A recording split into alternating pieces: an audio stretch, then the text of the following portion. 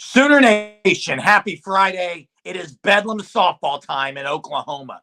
The Sooners against the Cowgirls, a series everyone's been waiting for ever since Kelly Maxwell came over to the good side in Norman, Oklahoma. And now the time she's been waiting for to face her former opponent or her former team, in OSU. A massive series, not just because of that, because this team has to sweep OSU if they want to claim the conference championship.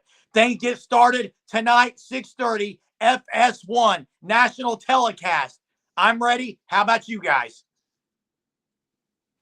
Yeah, I think it's a foregone conclusion. Kelly Maxwell will be starting tonight, first game in the series. And the way she's been pitching, I expect her to have another great performance. I would not see – there's going to be some nerves for Kelly Maxwell. There will be. Facing your former team, you want to have a great performance. So I kind of see her maybe at the beginning, not like shaky as in allowing runs, but shaky as far as maybe not as good a control. I think it's just going to be a little shaky. Then I think she'll get in a groove, and I think she'll pitch a great game. I really do. I see Sooners winning this game. I think Maxwell pitches a good game in the end. Yeah, a lot riding on this series. A lot. Jar mentions that national broadcast, FS1, Friday night, 6:30. And you have Saturday and Sunday on ESPN and ESPN2. It's the final regular season series of the year. Last regular season Big 12 series. Senior weekend. I mean, the list goes on and on and on. And Kelly Maxwell is pitching against her former team. I mean, you can't write a better story than this.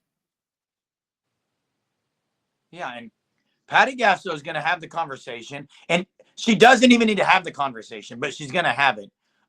There are so many seniors on this ball club for the University of Oklahoma. We're talking the goal has been 4 straight natties. That's still out there. Regardless of what happens, it's still going to be out there. But listen, they want to win the conference championship, okay? This is a team that has owned this conference.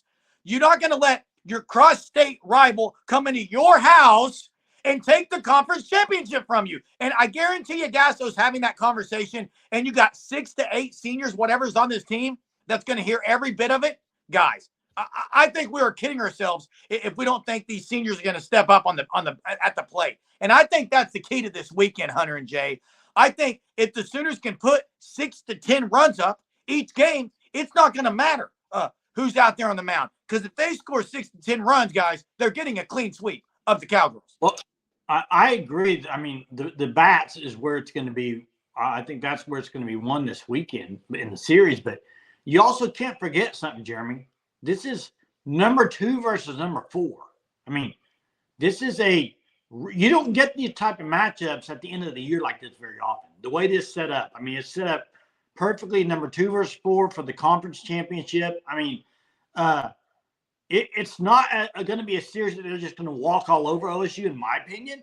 I do think, there's a good chance OU sweeps this series. But you could also say there's a chance they lose a game in this series. I mean, so I think OU has to be playing on all cylinders to sweep this series. And with that being said, I think they need to also do that because the postseason is right around the corner. And as much as we've talked about winning 4 straight, it starts now. Yeah, I don't believe in the turn on the switch in the postseason. This is the postseason. If you want to win a Big 12 championship, you have to sweep. There are no more losses.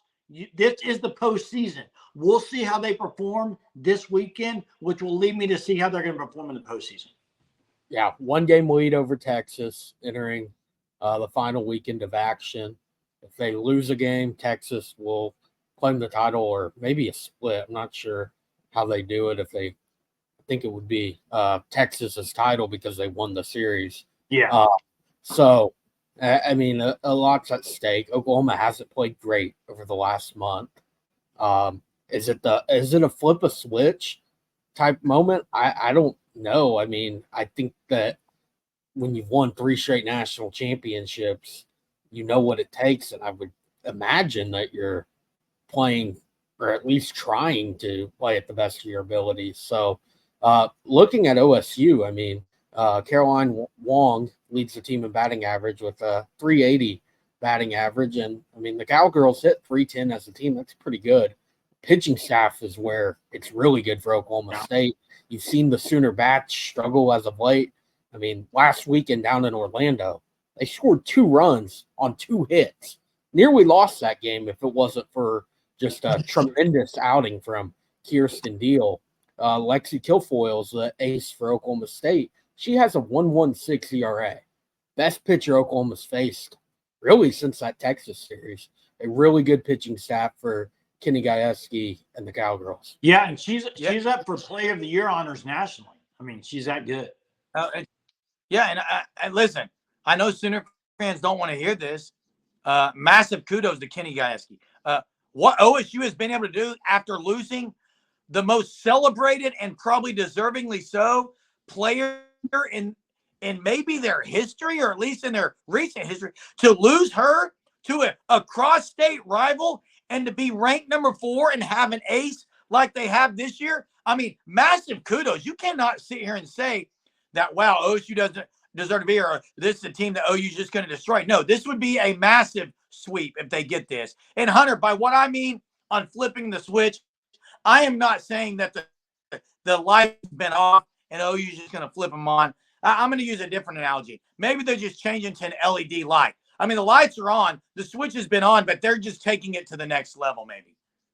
Yeah, Jerm, I'm glad you mentioned Kenny Gajewski on, I mean, just what he's been able to do there. I, for one, did not think it would be May 3rd, and Oklahoma State's ranked 4th in the country following losing, like you mentioned, Kelly Maxwell, best player they've had in a long time. I mean, heart and soul of that team. So just a fantastic job for what they've been able to do. And, I mean, they're number 4 in the country. I mean, they control their own destiny at this point. I think regardless of how the series plays out, they're going to be hosting a regional and probably a super regional. Yeah, and I think this series, Hunter, with this being the last series before postseason, it can't set up any better for Oklahoma. And the fact that you do have to be playing well going into the postseason. Way better to be playing OSU right now than playing a lower Houston or somebody like that out of the Big 12, because you have to be on your A game right now. And I think this is a series, if you play really well, you sweep, you win the Big 12, it's a huge catapult into the postseason. Massive. It's not going to be just, we won the Big 12 by beating Houston 3 games. No, you have to win these 3 games over against a really good team. And if you can do that, I think confidence-wise for this team, even though they've lost some games this year, I think it would prove humongous going into the postseason. Let's get a Sooner standout and a score prediction, guys. Yeah, real quick before I give that, Oklahoma State's hit 74 home runs on the year. Doesn't look to be a super windy night at Love's Field, but we've all seen how the ball can fly out there. So a good home run hitting team for Oklahoma State. I think you're going to see a lot of home runs, and that brings me to my standout, Tiari Jennings. Accomplished the milestones a weekend ago down in Orlando that she's been chasing, 300 RBIs, 90 home runs. I think she, senior captain, one of the co-captains, has a big moment in Bedlam that's going to go down, and just one of those Sooner moments that you remember forever. And then I'm going to go with, you saw Patty Gasso on Twitter today talking about crowd needs to be loud and rowdy like they usually are in Bedlam. I'm going to go somebody on the teams who's very loud as well. And Alyssa Brito. I'm going to say Alyssa Brito has a massive game 1 for Oklahoma. Yeah, and I got the Sooners winning tonight by a score of 7-1.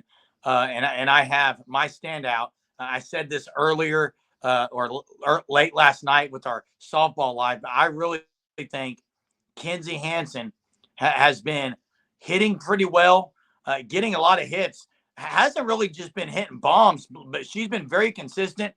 And I think her experience behind the plate, everything, what all she means, I think she's going to be standing out tonight. as the Sooners beat OSU, in my opinion, 7-1. You're about Hey, to say real something, quick Jay. before you close it, I think what we all just said basically is how good Kelly Maxwell is, because none of us mentioned her as a standout, and you predict 7-1. I think it's just everybody's a foregone conclusion she's going to pitch a great game. So, Yeah, and one last thing for me, Jerm mentioned it. Kinsey Hansen kind of going under the radar. She leads the team in batting average right now by pretty big margin. 441 batting average. Next highest is 417 by Alyssa Brito. So something that hasn't been talked about a whole lot at this point in the season. Drop your score predictions, Sooner fans. Drop your Sooner standout in the comments of this video. Thanks for watching our content here at the Sooner Surge. Be sure to check out the Fan Stop. Great apparel, great prices. You code 10% off the third of the month club. Thanks again. We'll see you tonight after the game. Boomer. Sooner.